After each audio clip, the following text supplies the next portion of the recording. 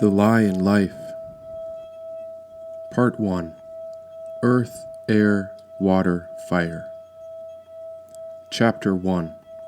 The Whole of the Soul. Even though we live in different bodies, each soul is one piece of our whole, and by looking into the eyes of a single being, we find how our spirit is taking a body on a stroll. See, you've got the whole inside of you, because where else would we be? Our spirit can travel through time, and it can float across the sea. The soul watches through each mind, navigating bodily sensations.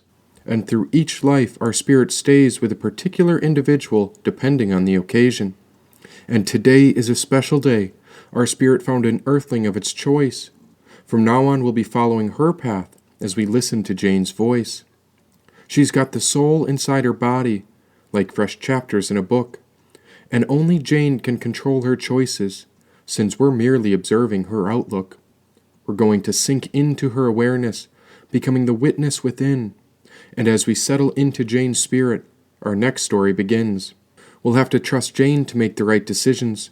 This tale is an account of her unique abilities, and all you and I have to do is listen to her thoughts while embracing this human's humility. When it comes to the story of life, our spirit loves to explore the lives of all others.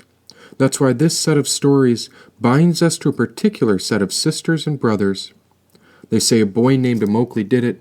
He was the one who opened the first seal. And now we've got 6 more stories left before the world can really heal. That's 7 tales in total, and the second one begins with Jane. So as long as we are open to the truth, then how could we forget that all spirit is exactly the same? Each story is like a labyrinth, similar to a seed planted underground. We'll have to battle through the darkness before the truth can be found. And the day we find the truth is the day we escape from this worldly maze. The same way Mowgli offered up his life by setting fire to an untamed blaze. His momentum started a reaction, and so the shift began around March and April. Now all types of people are waking up to the truth, starting with the faithful. There's a fire burning within all of us, yet it's impossible to see the actual soul. Remember, we are unique and united. We are all separate aspects of the whole. No matter what happens in our lives, our spirit cannot be harmed. So even if our characters are burned by fire, we mustn't be alarmed. We live through many chapters. Each page provokes fresh thoughts.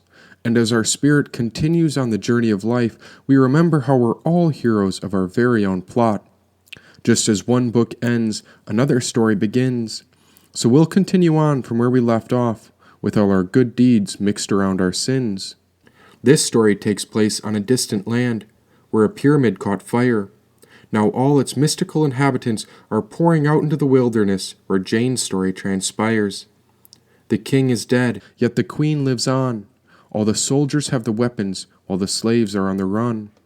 A rude awakening has come, but even the past chaos may not be enough, because there are still the privileged few that act as if they've lost too much. Look how children are still hungry, many families are beyond poor, yet there are those who live without basic necessities, and yet the rich still sell out for more.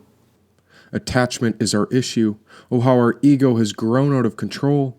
Somebody ought to destroy it and prove how we are one united soul. And so we must continue on until the lesson is learned.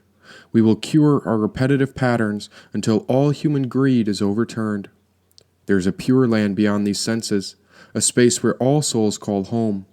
Remember that all of us are in this together. Not a single one of us is alone.